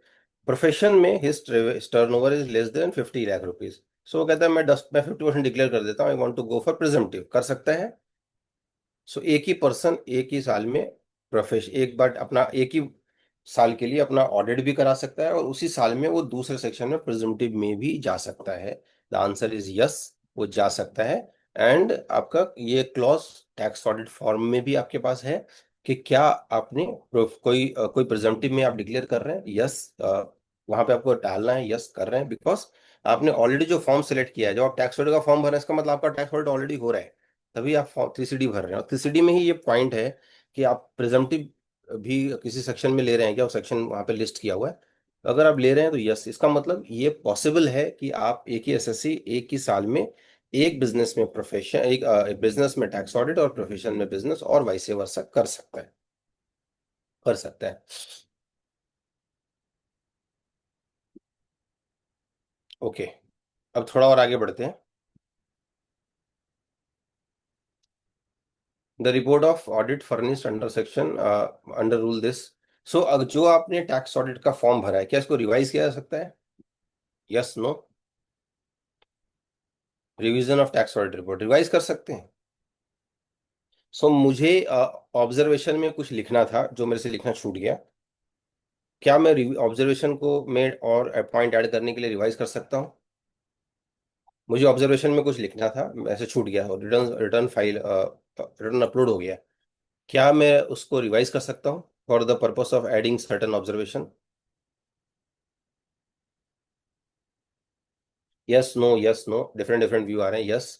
So revision बहुत लिमिटेड सेंस में है, ऑल्दो आपको पोर्टल अलाउ करता है रिवाइज करने के लिए, लेकिन रिवीजन बहुत ही लिमिटेड सेंस में है। और वो नोटिफिकेशन आई थी गवर्नमेंट की 28/2021 डेटेड 1 अप्रैल 2021। इसमें इन्होंने दो सिचुएशन को कवर किया। ये इस टाइम पे लाने का क्या पर्पस था, क्योंकि यहाँ से इन्होंने टाइमिंग डिफरेंस कर दिया। Timing difference in the sense कि आपका टैक्स ऑडिट रिपोर्ट एक टाइम पे अपलोड होगा, रिटर्न दूसरे टाइम पे अपलोड हो सकती है, क्योंकि 1 महीने का टाइमलाइन दे दिया आपके पास। जबकि पहले क्या होता था, रिटर्न और टैक्स ऑडिट रिपोर्ट का ड्यू डेट एक ही था।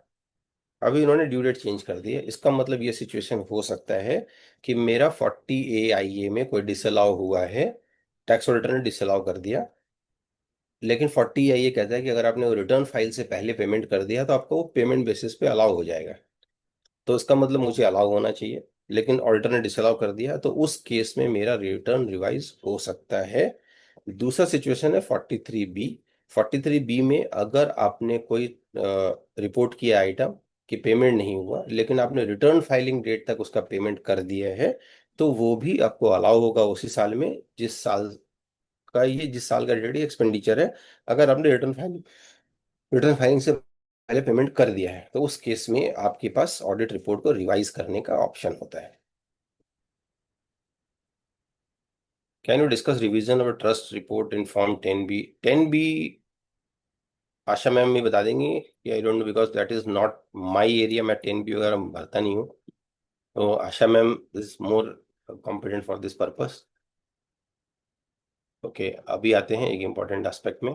सो जो हम लोगों ने 5 पॉइंट पढ़े, ABCDE, ये पांचों के बाद जो लैंग्वेज आता है वो आता है गेट हिज अकाउंट्स ऑडिटेड। इसका मतलब ये 5 में से आप किस में फिट बैठते हैं, आपको अपना अकाउंट्स का ऑडिट कराना है।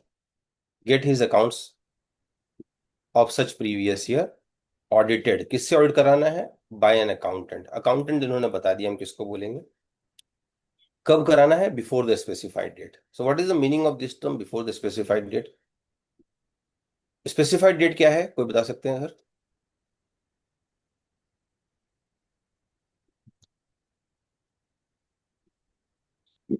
What is specified date?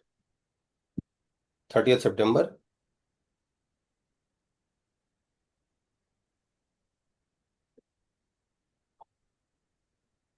Okay, great. So specified date को इन्होंने एक्सप्लेन किया है by way of explanation. Specified date in relation to the accounts of the SSC previous year related to the assessment year means date 1 month prior to the due date. 1 month prior to the due date. So मेरा due date क्या होगा return filing करने का? October 31st। तो 1 month prior क्या होगा मेरे लिए? 30th September। जैसे कि ऋचा मैम ने लिखा या मीनाक्षी मैम ने लिखा 30th September। एक्सटेंशन को छोड़ देते हैं मैम अभी 30 सितंबर। So if my specified date is 30th September, तो मुझे रिपोर्ट कब लेना है? अपने ऑडिटर से रिपोर्ट कब साइन करा के लेना है?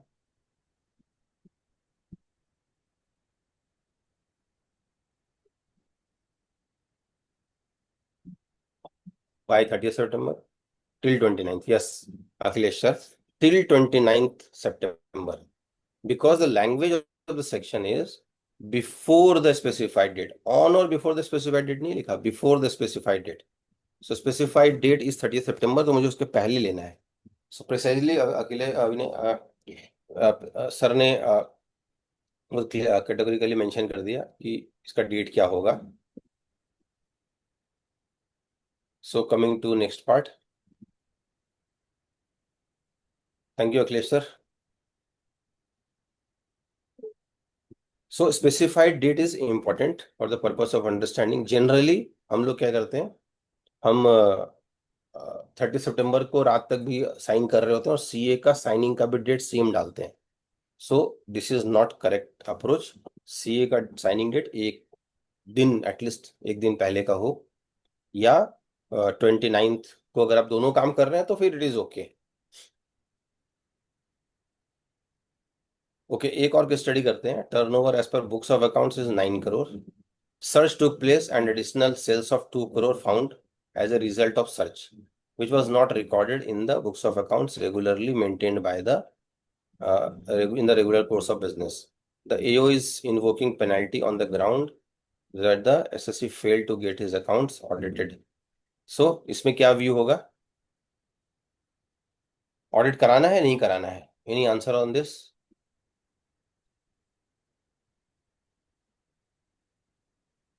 Josam is saying no. Okay. Any other answer? नहीं कराना है. सर इस केस में इनिशियली जब एसएससी जो डिक्लेयर करे वो तो 9 सीआर का ही कर रहा है, तो he is declaring the income as per 44 AD, right? But additional sale तो जब सर्च हुई तब पता लगा कि 2 करोड़ की और थी, तो that is like after the due date of audit. तो इस केस में तो ऑडिट एप्लीकेबल नहीं होगा ना जब वो फाइल करेगा तब. करेक्ट. सो इसमें ये मैटर आगे तक भी चला गया, तो नेचुरली इस तरह की चीजें आगे जाती हैं. तो कोर्ट ने इसमें क्या व्यू लिया देखते हैं. Therefore, in view of Section 34 of the Indian Evidence Act, the term account should be understood which are regularly maintained by the SSC. So वो वाला जो पोर्शन है 2 करोड़ का, that is not regular maintained by the SSC. वो उसमें लिखा भी है. So accounts में इनकॉर्पोरेट ही नहीं किया गया था. It means मेरे लिए 9 करोड़ का ही टर्नओवर होगा. बाद में अगर 2 करोड़ का आता है तो for the purpose of taxation it is okay, but आप ऑडिट के लिए नहीं बोल सकते उस केस में. क्लियर? ये वाला आई थिंक हमने कर लिया था. An individual carrying on business trading business of small machinery, ये केस स्टडी मैं आप लोगों को दे रहा हूँ ऑलरेडी. ये सारे हमने किए. एक और इम्पॉर्टेंट पार्ट है, yes, penalty under section 271B. So every assessor is liable to furnish the report before the prescribed due date. अगर वो फेल हो जाता है तो कितना पेनल्टी लगता है? 0.5% ऑफ द टर्नओवर और 1.5 lakh, which ever is lower. So maximum अगर लगेगा तो 1.5 लाख ही लगेगा, उससे ऊपर नहीं लगेगा. सो यहाँ पे एक सिचुएशन आता है, SSC having 2 business. Turnover of the first business is 15 crore and second business is 70 lakhs only. SSC get his accounts audited of the first business and failed to prescribe forms, file the prescribed form within the due date. 70 lakh वाला उसका छूट गया. अब इसका क्या होगा? Penalty लगेगी तो कितने पे लगेगी? 15 करोड़ 70 लाख पे लगेगी या सिर्फ 70 लाख पे लगेगी? Any answer on this?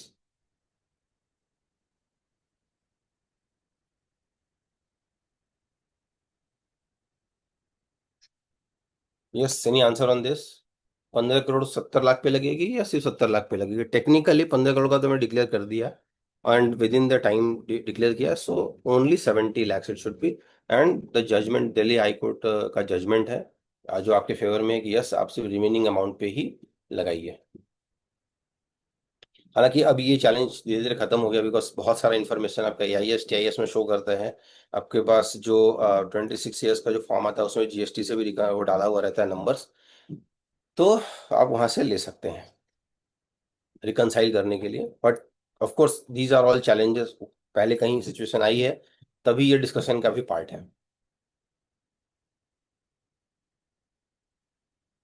एक और केस स्टडी आपके लिए, उसके बाद हम लोग अपने डिस्कशन को फिर आपका जो भी क्वेश्चन होगा एक बार ले लेंगे. An individual SSC carrying on trading business of a small machinery which is used for the manufacturing company. Total turnover of such SSC from such business is 8 crore. So business income 8 crore. He also satisfies the twin condition of section 44AB. जो clause proviso clause का condition satisfy किया हुआ है, it means he is out of 44AB. Since the books of accounts of the SSC is not required to be audited, whether the department will accept the profit declared by the SSC. ये आप लोगों का बहुत सारा question भी था कि क्या ये सिचुएशन में जो मैं प्रॉफिट दूंगा क्या डिपार्टमेंट ले लेगा? Yes, no?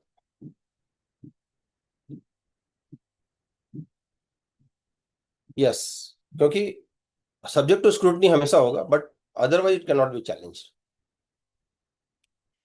If the answer to the above question is affirmative, can it be said that the return has been furnished under presumption? Under presumption है? No, not under presumption. And if it is under presumption then so it is not under presumption, so आगे पढ़ने का जरूरत नहीं है. The important thing is इस case में due date क्या होगा? इस केस में ड्यू डेट क्या होगा रिटर्न फाइलिंग का? 31 July is the due date, उसका जो भी एक्सटेंड होता है. So 31 July is the due date. इस केस में क्योंकि आपका टैक्स ऑडिट नहीं हो रहा है, बहुत सारे अभी TAQRB का भी हमने सेशन लिया था. TAQRB is the tax audit quality review board. जो आप टैक्स ऑडिट करते हैं वो TAQRB उसको पिक करता है. सारे केसेस में नहीं, कुछ केसेस में वो पिक करते हैं और वो उसका भी रिव्यू कराते हैं. टैक्स ऑडिट रिव्यूअर होते हैं, आप उससे रिव्यू कराते हैं. अगर उसमें कोई डेफिशिएंसी मिलती है and which is gross negligence, तो आपके ऊपर डिसिप्लिनरी कमेटी का एक्शन चलेगा. So be careful while preparing the tax audit report. जो भी आपके पॉइंट्स हैं, चलो एक यहाँ पे और क्वेश्चन डालते हैं. 3CD किसकी रिस्पॉन्सिबिलिटी है प्रिपेयर करने की?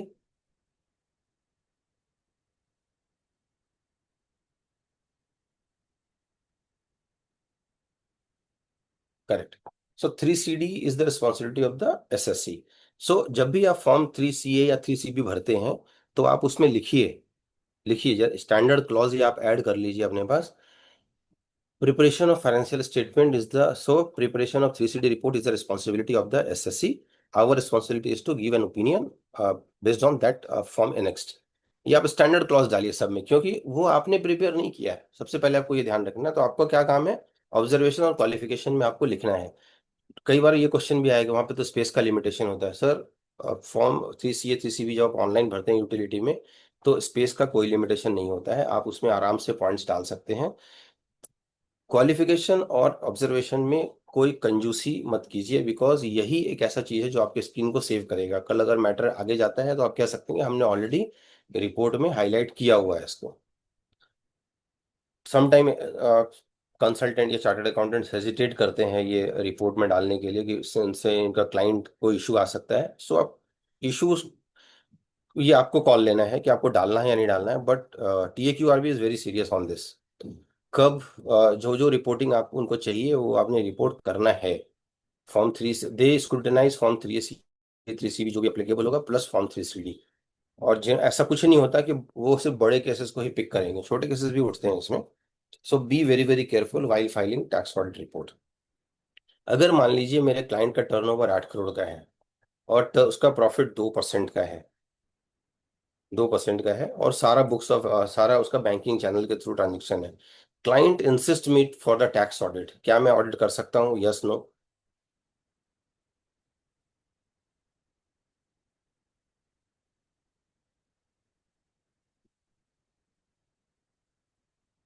ऋचा मैम, प्रियंका मैम, नहीं कर सकते.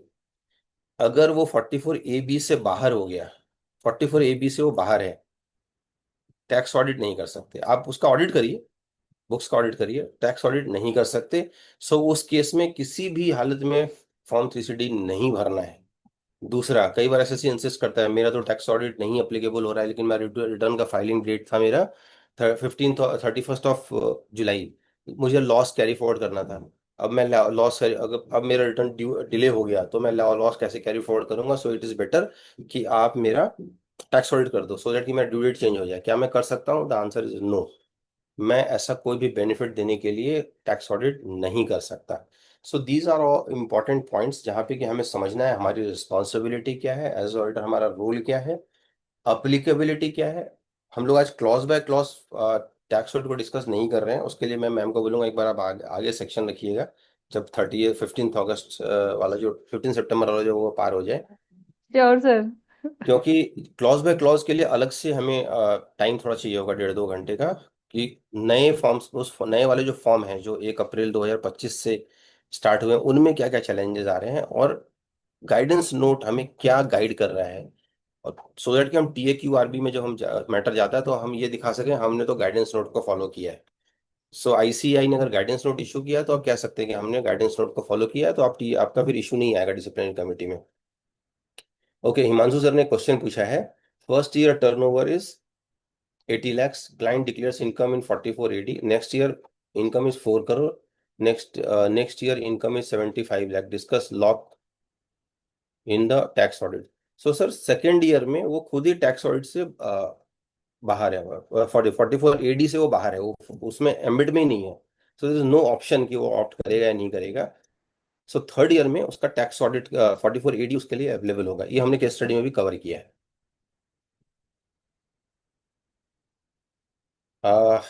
मीनाक्षी मैम कुछ कहना चाह रही हैं, but sir they should extend the, okay sorry मैं इसके लिए कॉम्पिटेंट पर्सन नहीं हूँ। टैक्स ऑडिट का डेट बढ़ेगा कि नहीं बढ़ेगा?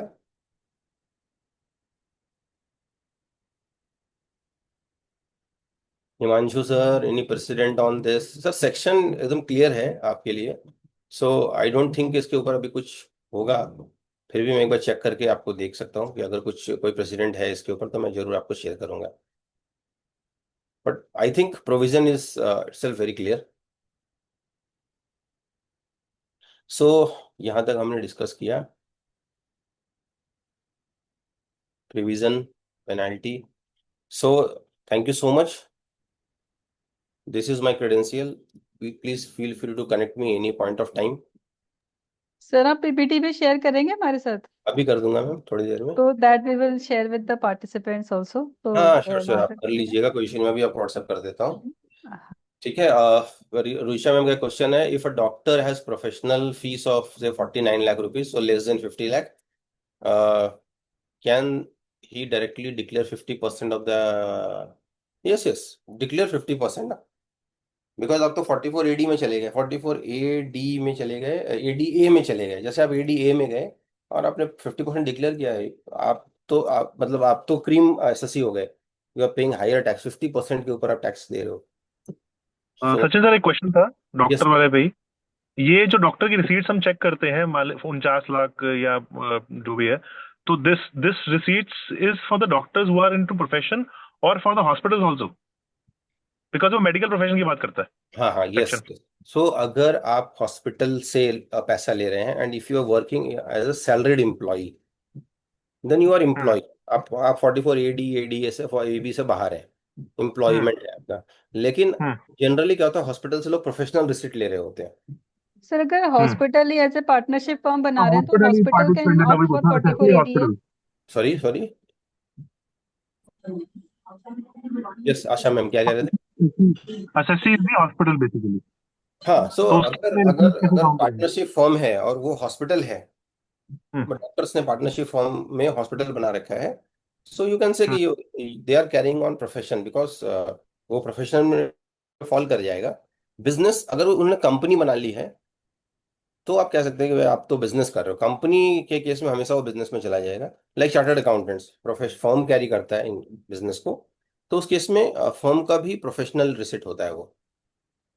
सर इसमें एक ना एक केस लॉ भी था, I am not able to recall, जिसके अंदर वो बताया कि वो बिजनेस उसको काउंट कर सकते हैं शायद। I mean I don't no उसका कोई अपडेट भी हो गया, क्योंकि काफी पुराना केस लॉ हो प्रोफेशन गया है।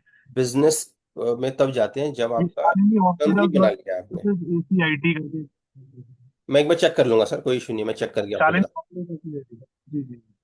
मैं चेक कर सर लूंगा। एक क्वेश्चन है, अगर 50% से कम दिखाना हो तो बुक्स ऑफ अकाउंट्स पूरा दिखाना है ना, तब ऑडिट तो नहीं लगेगा ना, सिंस 49 lakhs है। सो देखिए 44AA बोलता है in case of medical practitioner, और जो प्रोफेशनल का कैटेगरी दिया हुआ है उसमें बुक्स ऑफ अकाउंट्स मैंडेटरी है हर केस में, उनका कोई थ्रेशोल्ड नहीं है। Correct. So books of account तो मेंटेन करना ही करना है, बट आपका 50 लाख से नीचे है तो आपको टैक्स ऑडिट नहीं कराना। 50 लाख से नीचे है, 50% से ऊपर है, टैक्स ऑडिट नहीं कराना, बुक्स ऑफ अकाउंट मेंटेन करना है। तो यानी अगर कम दिखाना है तो पूरा दिखाना पड़ेगा बैलेंस शीट P&L वैसे। हाँ, आपको डॉक्यूमेंट, आपको बुक्स ऑफ अकाउंट्स मेंटेन करना है, ये क्लियर है आपके पास, आपके लिए इंस्ट्रक्शन क्लियर है, बुक्स ऑफ मेंटेन करना है। आप जब रिटर्न फाइल कर रहे होते हैं उस समय टैक्स ऑडिट केस में तो आपको बैलेंस शीट P&L मांगता है, अदर देन टैक्स ऑडिट में अपलोड नहीं करना होता, बट आपको मेंटेन करना है। क्लियर ना? रंजन हाँ गुप्ता। सो मतलब अगर लाइक इन समरी अगर 49 lakhs हुआ, then one option is 44AD में जाके 50% दिखाओ, एंड ऑप्शन 2 इज अगर 50% से कम दिखाना है तो we will have to show our books. Correct correct. Correct, या नहीं थैंक नहीं, यू। फिर तो टैक्स ऑडिट कराना है, फिर तो थैंक्स फॉर टैक्स ऑडिट कराना है। So Ranjan Gupta sir is saying in initial year return is filed under 44AD as turnover is less than 2 crore during Financial year 22-23, we have done audit and turnover is more than 10 crore. No audit 23-24, no audit conducted, turnover is 9.5 crore. Okay. So sir देखिए 44AD का जो testing है ना वो सिर्फ उसी section के purpose के लिए है। 44AD का जो थ्रेशोल्ड है उसके अंदर अगर आप हैं और आप नहीं लेते हैं 44AD तो आप ऑप्ट आउट बोले जाएंगे। लेकिन आप उससे बाहर हैं, दूसरे सेक्शन में ऑडिट नहीं हो रहा है तो आप ऑप्ट आउट नहीं बोला जाएगा। और कंपल्सरीली आउट ऑफ 44AD। क्या मैं 9.5 करोड़ पे 44AD ले सकता हूँ? The answer is no. तो मैं चाह के भी नहीं ले सकता।